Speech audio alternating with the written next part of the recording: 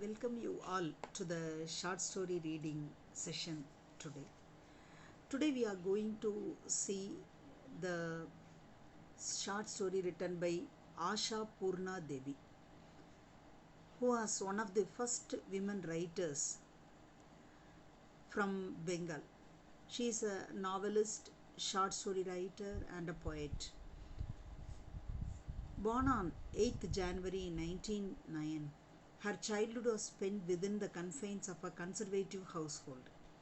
Married 15 years to Kalidas Gupta, she lived in the times of social and political restlessness. In her career spanning of 70 years, Asha Purna wrote extensively about the private lives of her characters within middle class Bengali households. Best remember for her the trilogy Pratham Proti Shruti and Bakul Kada. She published her first poem in a children's magazine at the age of 13. Asha Purna was felicitated with the Jnanapith Award and the Padma Shri thereafter in 1976. She breathed her last on 13th July 1995. I am going to read a story written by her, or short story written by her, Shake the Bottle. It is in the collection of Shake the Bottle. Shake the Bottle.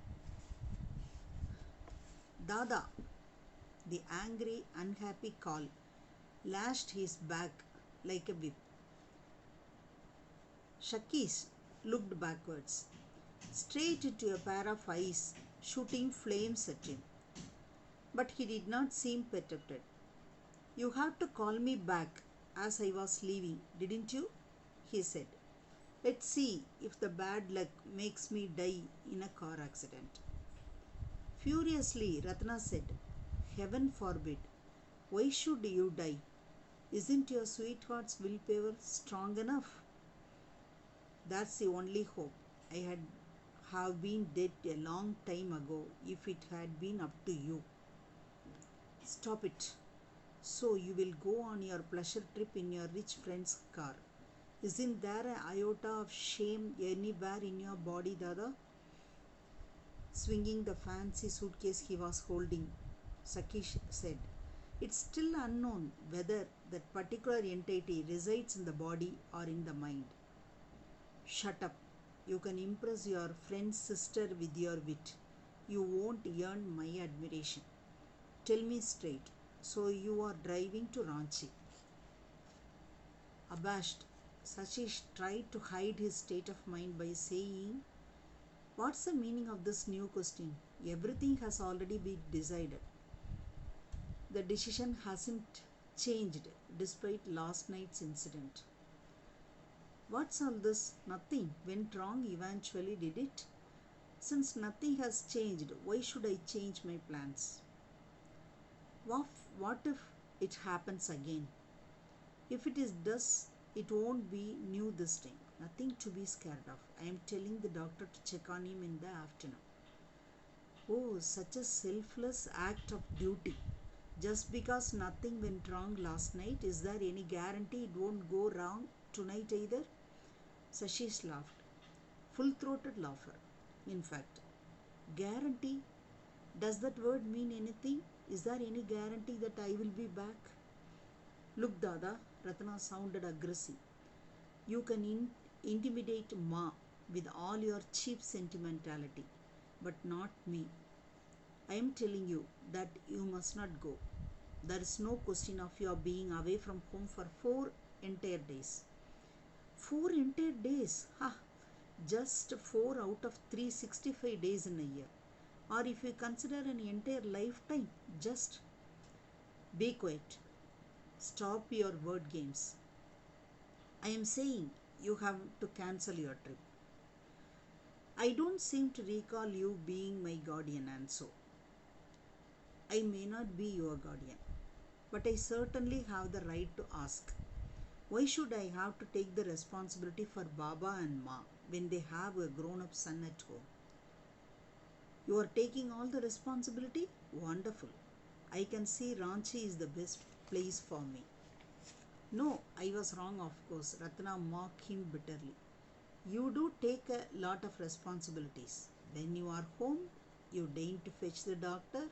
When your father is about to die of heart failure in the middle of the night, you abandon your beauty, sleep to fan him. No small task. But that isn't enough, you see. Do you even think about the other things? Will anyone guess from the way you dress that your mother has been paralyzed for 2 years and your father's heart might give way any moment? Don't talk like a fool, Ratna. Must I dress like an orphan because my parents are sick? Or is it very honorable to convey to everyone with my clothes how unfortunate I am, how miserable my life is? It's not that fancy dressing comes cheap. When they see your Dacron shirt and Terlin pants, people are mesmerized, let me tell you. Obviously they are. But tell me, but let me tell you, I cannot take so much of the responsibility alone. Not one, but two people on the verge of death. I am a woman. You can't expect me to manage everything single handedly. It should be your responsibility entirely. Now Sakish abandoned his amused tone. Sternly he said, Why? Why should it be my responsibility entirely? That's not what the law says nowadays. Sons and daughters have equal rights. Does that apply only to inheritance but not to duties? Inheritance, Ratna said contemptuously. Such a huge inheritance. It's just a broken down pile of bricks. Oh, so what? Sachi burned into laughter again. The law is the law. People fight cases in the High Court over one individual brick. Is the law going to change just because it is a paltry inheritance? Ratna pretended to plead. I beg you, Dada. I have not the slightest interest in your pile of bricks. I am not going to drag you to court over it. Please take charge of the household. I will disappear. Forget that tall promises. Even Kaka used to say, I have no son. Everything I have will be yours, Sashish. Is it mine now? He left it for his brother-in-law's son, but not for me. Don't imagine everyone is the same, Dada. Besides, you are such a model nephew, shouting at him all the time with all your taunts and bobs. Am I supposed to shamelessly fawn on him day and night just so he bequeaths his share of the bricks to me when he dies? Shame! My goodness! Did you say shame, Ratna Moki? You sound like the devil calling on the Lord. I hear you are deep in debt to Mary's brother, but you don't seem to hate their company at all, do you? Look, Ratna, all those words like hate, sin, and conscience are out of fashion now. Indeed, but let me tell you, Dada, no matter how hard you try to be fashionable, your ultra modern Bulbul will never marry you. Marry Bulbul, Sachish laughed. Who is dreaming of marriage? Her groom is being groomed. He is in America. You didn't know. Dada, another whiplash. You know this, and still you chase her like a beggar. You are ready to abandon your dying parents and put on your fancy clothes just to enjoy her company. Sashish turned serious, giving up all pretense at amusement. Would our father and mother have recovered if I remain home in rags instead? He said harshly. All that staying back means is to count the wheezes and hear the groans. I have not the slightest desire to occupy this hallowed paradise of dutifulness, my sister. You may remain and build your stairway to heaven. Glancing at his wristwatch and feigning surface, Shashi leaped to his feet. All right then, till Wednesday. Ratna was fuming. She had hoped that shame and her invectives would force her brother to postpone his trip. But when it didn't work, she erupted in anger. Bitterly, she said, I will pray to God that your parents die by the time you return. The very next moment, she was shocked by her own words, unable to believe what she had just said. But what could she do now? There was no way to withdraw her statement. Not that Satish was perturbed by her implications. Bursting into laughter, he said, You could have prayed for something better. You could have said, Let there really be an accident. Let Dada return as a corpse. He left laughing, slamming the door behind him. And finally, the fire raging within Ratna turned to boiling water. What was this ominous wish she had made? What if it came true? Just last night, her father had been on the verge of dying. He had barely survived. It would happen again. And what if death did come, taking advantage of the night, slipping in through the cracks of a careless vigil on her part? All alone, what could Ratna do? Would her mother live if something were to happen to her father? Maybe she could try to jump out of the bed and collapse on the floor in the process. And if she did, would she ever get back on her feet again? Ratna felt as though these dreadful things were indeed taking place, that they had occurred already. And after that, she would have to preside over two corpses. Ratna felt like knocking her head against the wall. But there was no opportunity to put that particular thought into action. The sound of violent coughing emerged from the room. Hemlal was coughing. A coughing fit that could lead to death. A coughing fit that made her fear his eyes would burst out of their sockets. Ratna ran inside. Her father was trying to sit up in bed, holding his pillow on his chest. You are trying to sit up without help, Baba. Really, why can't you ask for? Ask whom? Hamlal snarled. Should I ask the walls? But I was here just a minute ago, Papa. A minute ago, not now. Where is the rascal gone? I don't know, said Ratna grimly. You don't know. You don't know. Are you trying to fool me? Do you take me for a child? How should I know, Papa? If he didn't tell either of you, why could he tell me? Us, tell us. It was as though Hamlal was spreading his bitter bile all over the room. Are, are we even humans? We are nothing but burdens for him, forced to live like criminals. We haven't the courage to ask, Where are you going, sir? I thought I heard it is Ranchi. I did too, said Ratna gravely. He is going in his friend's car, Papa. Magnificent.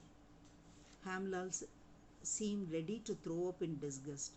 This is what you call education. This is what you call culture. Both parents a step away from death, while the gentleman is off on a pleasure trip. My son is a graduate, highly qualified. Lying on her bed near the opposite wall, Giribala grimaced too. When will my time come, O Lord? She said. About to pour out the medicine, Ratna stopped as she glanced at their faces, ugly with loathing. She said something very strange. Was this what might have been expected of Ratna? Was her statement now consistent with what she had told her brother a few minutes ago? But it should have been. Ratna should have joined her parents in criticizing her brother's lack of consciousness. But she should have castigated her selfish sibling. But what she should have said was not what she said. Ratna said, I have to say something to you too. He is a human being, isn't he? A flesh and blood human being. How long can he live like a sick man with the two of you? How can you expect him to not want to escape? What is there to look forward to? What can make a person want to live here? Don't you think anyone would choke here? Would they not die? At least he is not wasting money. He is taking advantage of a friend's generosity. In fact, you could say it is useful in some ways. 4 days worth of food saved, she said. Hamlal was taken aback. He could not understand this reversal. Food saved was all he could say in disbelief. Of course, and that's no small thing. Bewildered, Hamlal said. Then why are you choking to death here either? Get a friend to take you out too for some fresh air in their car. Save some more food, he said. Never mind me, said Ratna, shaking the bottle of medicine violently, which made its essence rise to the top in a burst of froth. This is the story. This is Shake the Bottle. The title is Shake the Bottle. Really, it shakes some realities in life. The expectations of old people. Ashapurna had put forth in our views about that expectations. They are so big in nature. They want their children to be with them. They want their children to be sick or always in a grown state and always pampering them like that. But the reality is something different from that. They want to live their life. Maybe that it is a selfishness, as we can proclaim. But they have to live their lives. At least for some time, we have to let them live that. That is the main thing in this short story, Shake the Bottle. Ashapurna's realisms in the story is a truly shocking one for us. Just we are all more concerned about elders. She is making us to see the other side of that incidents occurred. She shakes the bottle here, right? Thank you.